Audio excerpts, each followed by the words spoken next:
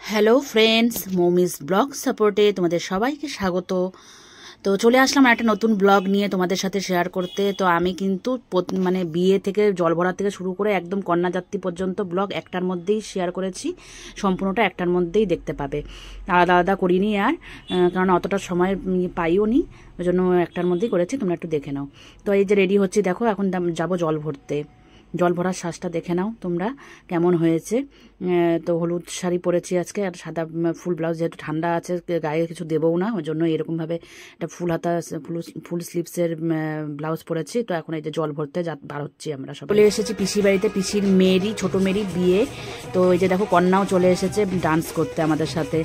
তো ডান্স এই যে নীল শাড়ি পরা, দেখো এই যে আমার বোন। তো এখন আমরা জল ভরতে বার হচ্ছি।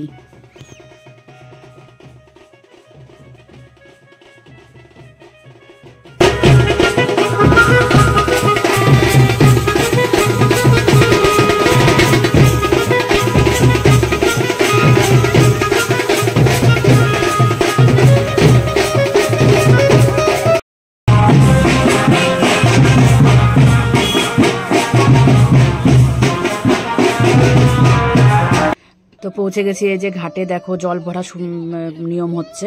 তো সবাই বলছে উলু দিতে, আর আমার কিছুতেই উলু বার হয় না। উলু কীভাবে যে উলু বার হয় সবার কি জানি, ভগবানই জানে। আমার তো কিছুতেই উলু দেওয়া হয় না। আমি কোনো রকম উলু উলু করে, দেখো শব্দ হচ্ছে, ওরকম একটা উলু দিচ্ছি। আমার নিজেরই হাসি পাচ্ছিল প্রচণ্ড। তো যাই হোক, আমার ছেলে খুব সুন্দর উলু দেয়, শুনতে পাবে। ও খুব ভালো উলু দেয়। তো ওটা শুনে সবাই হাসছে যে ও উলু দিচ্ছে। আমার বোনের বিয়েটা হচ্ছে মানে যেদিন জল ভরা তারপরের দিন বিয়ে, তারপরের দিনই কিন্তু আবার বউ ভাত। কারণ যেহেতু পৌষ মাস পড়ে যাচ্ছে, ওই জন্য ওরা খুব তাড়াতাড়ি মানে ওই পরের দিনই বউ ভাত করে দিচ্ছে। আর বাসি বিয়ের দিনই হয়ে যাচ্ছে, পরের দিনই ওরা কিন্তু ছেলের বাড়িতে বউ ভাত রেখেছে। তো যাই হোক, এখানে নিয়মটা কমপ্লিট করে কিন্তু আমরা চলে যাচ্ছি বাড়িতে। এখন কিন্তু ওখানেও নাচানাচি হবে।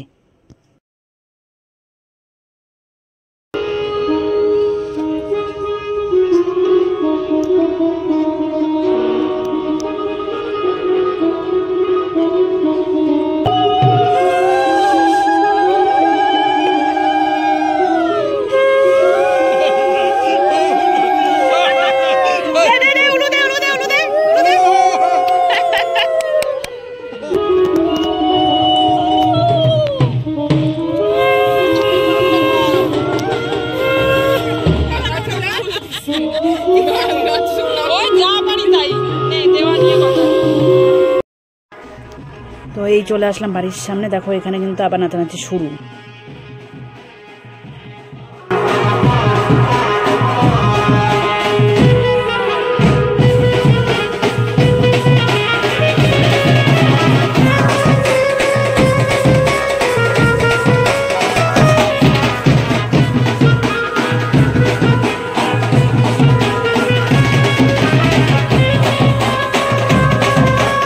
তো সকাল থেকে আবার রেডি হয়ে গেলাম হলুদ কোটায় যাওয়ার জন্য। তোমাদের তো আগেই বলেছি, একটা ব্লগেই আমি সব কিছু শেয়ার করছি।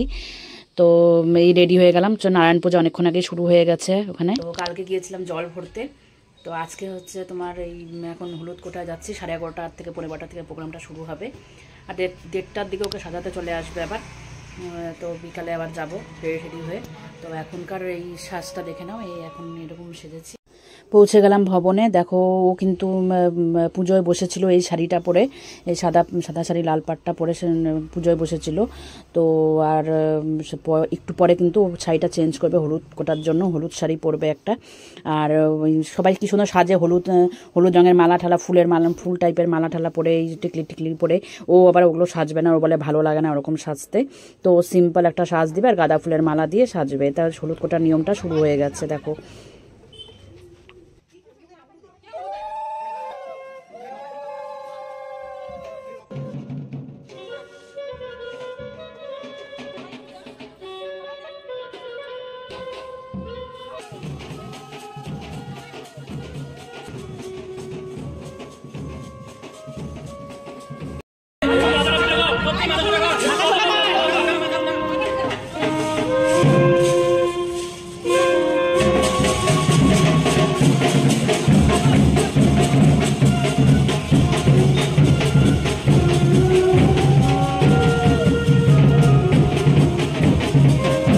এখন কিন্তু ওকে নিয়ে যাওয়া হচ্ছে স্নান করানোর জন্য ভবনের সামনেই ওর বাড়ি, তো ওখানে গিয়ে ও স্নান করে ফ্রেশ হয়ে আবার আসবে, সাজা শুরু হবে।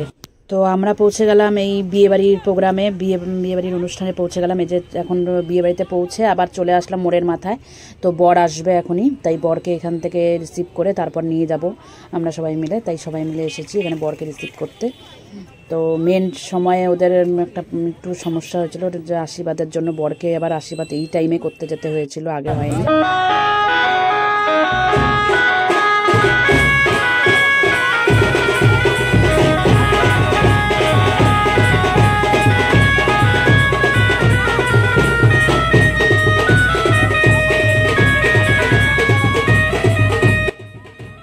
তো এখানে প্রথমে এই বড় জামাইকে বরণ করে নেওয়া হবে, এটা নিয়ম। বড় জামাইকে বরণ করার পরে তারপর ছোট জামাইকে বরণ করে নামানো হবে।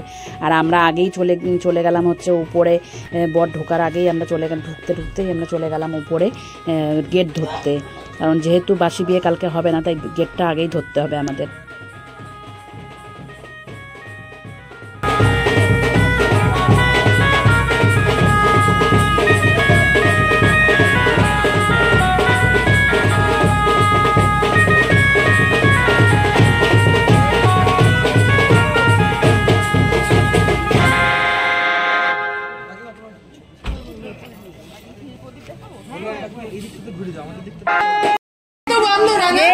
বন্ধ আছে,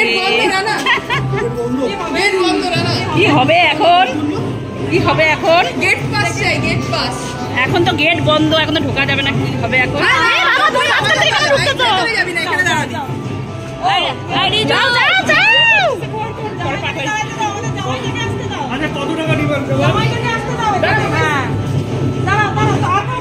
তো আমরা গেট ধরার টাকা পেয়ে গেছি, তাই ঢুকে গেছে, বসে গেছে বিয়ে করতে।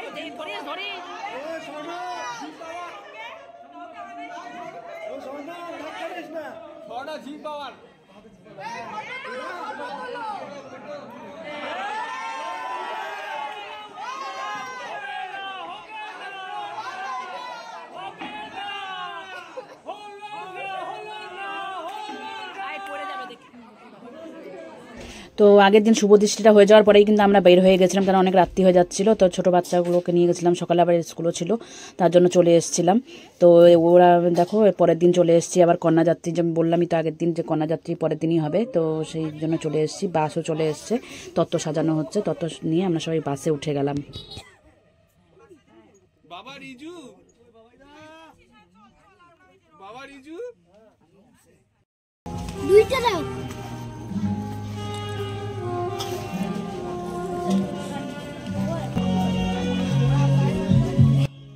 এই খাওয়া দাওয়ার পর্ব শেষ করলাম, করে নিয়ে এখন কিন্তু বাড়ির পথে রওনা দিচ্ছি।